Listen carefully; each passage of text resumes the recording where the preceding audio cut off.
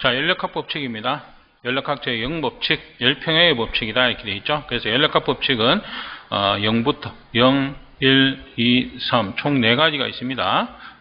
1법칙은 열평형의 법칙이다. 그 얘기 뭐냐? 온도가 서로 다른 물체를 접촉을 시키면 높은 온도는 온도가 내려가고 낮은 온도는 온도가 올라가서 온도차가 없게 되는 열평형을 이루는 현상. 그걸 우리가 연력학 0법칙이다. 이렇게 얘기하고 있습니다. 그래서 뭐냐면 우리가 뜨거운 물과 차가운 물을 섞으면 미지근한 물이 되는 것이죠. 그래서 이 계산식이 나옵니다. 그죠? 식이 나오는데, 자, 요거 오타입니다. 일단 참고해서 요건 플러스가 되어 있습니다. 플러스. 그래서 요 밑에 있는 계산식은 요게 변형된 거다. 이렇게 보시면 되겠죠. 그죠? 자, 먼저 이 계산을 설명드리겠습니다. 그죠? 위에 있는 계산식. 자, 숫자를 집어넣어서 한번 보게 되면, 예를 들어서 90도씨의 물 10kg와 그죠? 30도씨의 물 5kg을 혼합을 했다. 그러면 평균 온도는 얼마냐 이렇게 봅니다. 그러면 90도짜리 고온은 기본적으로 온도가 내려갈 것이다. 얼마만큼인지 모르지만 내려갈 겁니다. 30도씨의 물은 얼마만큼인지 모르지만 온도가 올라갈 겁니다. 그렇게 해서 그 두 개가 만나는 지점, 이 평균을 이루는 지점이 발생을 하는데 이 지점의 온도를 우리가 X라고 놓고요. 그러면 90도씨가 X도만큼 내려가면서 뺏긴 열량은 30도에서 X도만큼 올라오면서 취득한 열량과 같다는 조건이 성립이 된다. 그래서 현역 계산식에서 보면, 자, 고온수의 열량을 계산합니다. 자, 우리가 현역 계산식. 자, 질량 곱하기 비열 곱하기 온도차죠. 온도차는 90도에서 X도, 고온에서 저온을 빼준다. 자, 얘는 같다는 거죠. 뭐가? 얘가 취득한 열량과 마찬가지 5kg. 그죠? 자, 비열 1, 온도차. 얘는 이번에는 뭡니까? X가 고온입니다. 자, 마이너스 30. 이렇게 되겠죠? 그래서 이 풀이 과정을 거치다 보면 이 밑에 식이 나오는데, 자, 이제 이렇게 계산이 되겠죠? 자, 900 마이너스 10x는 5x 마이너스 150이다. 그럼 같은 것끼리 이항을 해주죠. 자, 900 플러스 150은 자, 넘어가서 5x 플러스 10x. 그러면 x는 뭡니까? 900 플러스 150에 나누기 5 플러스 10. 자, 요거는 이제 15인데, 그죠? 제가 요거 설명드리기 위해서, 요 식을 설명드리기 위해서 이렇게 적어 놨습니다. 자, G1, G2가 뭐냐면 질량입니다. 그죠? 10kg, 5kg. 자, 되겠죠? 얘가 G1이고요. 얘가 G2네요. 순서가 바뀌었습니다만은.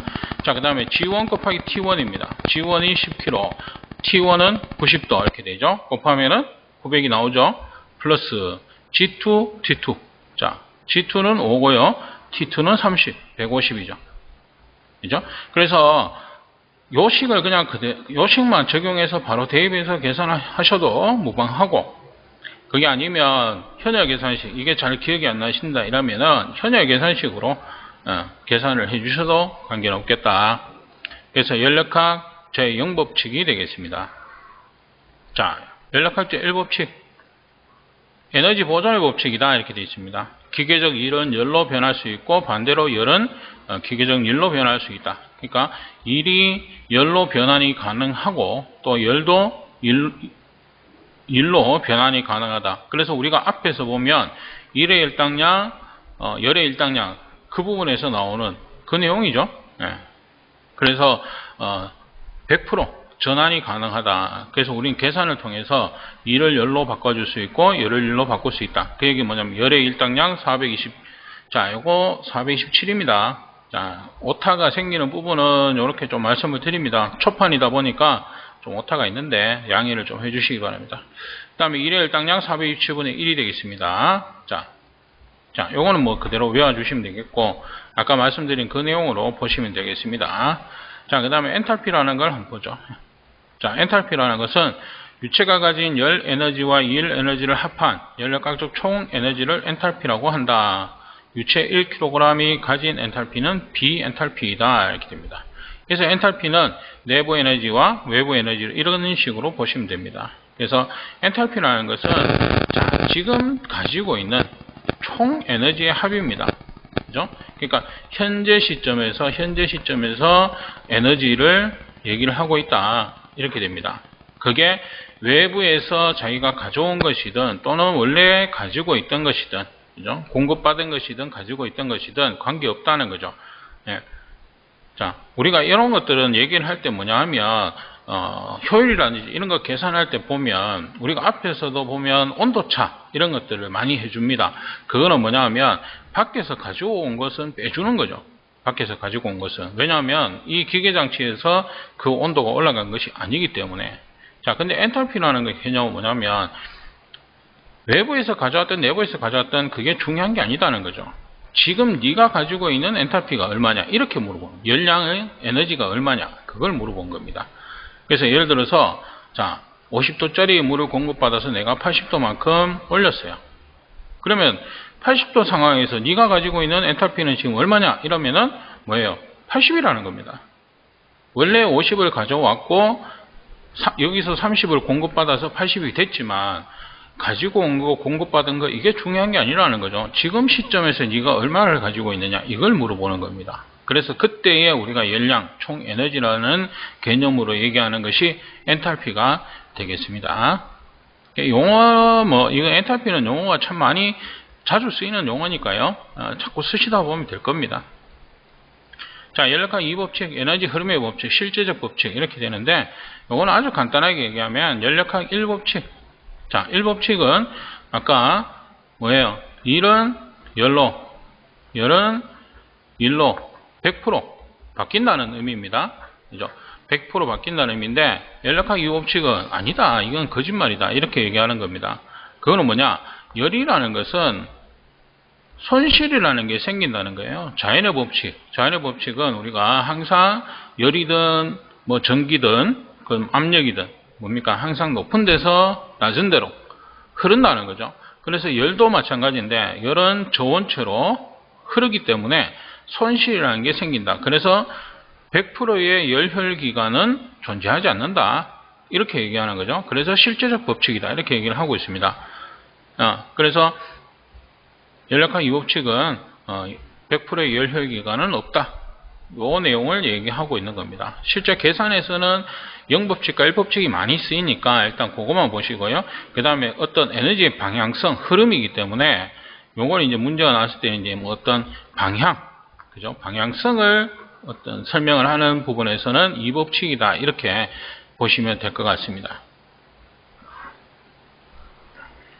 그 다음에 엔트로피가 나오는데 엔트로피는 어떤 단위 중량당 물체가 가지고 있는 열량의 그 유체의 절대온도로 나눈 것이다. 그래서 열량을 절대온도로 나눈 것이다. 개념 정도만 아시면 될 것 같아요. 자, 연력학 제3법칙입니다. 자, 요거는 뭐냐? 어떤 상태에서도 절대 0도에 이르게 할 수 없다. 그러니까 자연계에서는 어떠한 방법으로도 절대온도 0K에 도달할 수 없다. 자, 이렇게 얘기하는 것이 연력학 제3법칙입니다. 그래서 실제적으로 연력학 법칙은 0법칙과 1법칙이 계산해서 많이 쓰이는 형태이기 때문에 일단 3법칙, 4법칙은 그냥 못하는 정도만 아시면 될 것 같아요. 그래서 문제를 간단하게 보시면 자, 연력학 제1법칙 바르게 설명한 거 이렇게 있죠. 그래서 1법칙은 에너지 보존, 그죠? 그래서 일은 열로, 열은 일로 바뀔 수 있다. 그 내용입니다. 그죠? 그래서 에너지 보존의 법칙이다. 답은 4번. 이렇게 얘기하고 있죠. 예. 그래서 열평형에 관한 것은 1법칙입니다. 그죠? 열평형. 그 다음에 제2종 연구기관의 존재 가능성을 부인하는 법칙이다. 그래서 우리가 앞에서 뭐 100%의 열혈기관이라는 건 없다. 뭐 이런 내용을 얘기했던 게 2법칙이죠.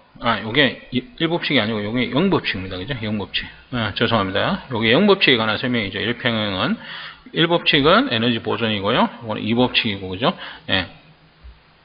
마찬가지 열은 다른 물체에 아무런 변화도 주지 않고 저온 물체에서 고온 물체로 이동하지 않는다. 그죠? 그래서 1법칙에 관한 설명은 4번이 되겠습니다.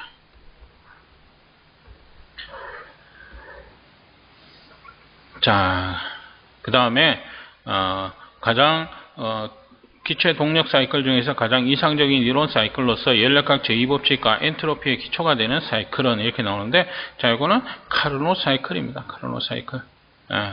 그래서 문제에서는 보면 우리가 기출 문제 이런 거 봐도 브라이턴이 한 번씩 나오는 게 있어요. 이건 뭐냐면 가스 터빈의 이상 사이클이다 이렇게 되어 있습니다. 그래서 요거는 카르노 사이클은 지금 보시는 것처럼 기체 동력 사이클 중에서 이론적인 사이클, 이상적인 사이클 이렇게 되어 있죠. 그래서 기체 동력 사이클, 그 다음에 샤바테 사이클은 디젤 기관의 이상 사이클이고, 오토 사이클은 가솔린 기관의 이상 사이클입니다. 그래서 브레이튼 사이클, 요거는 조금 기억해 두실 필요가 있을 것 같아요. 예.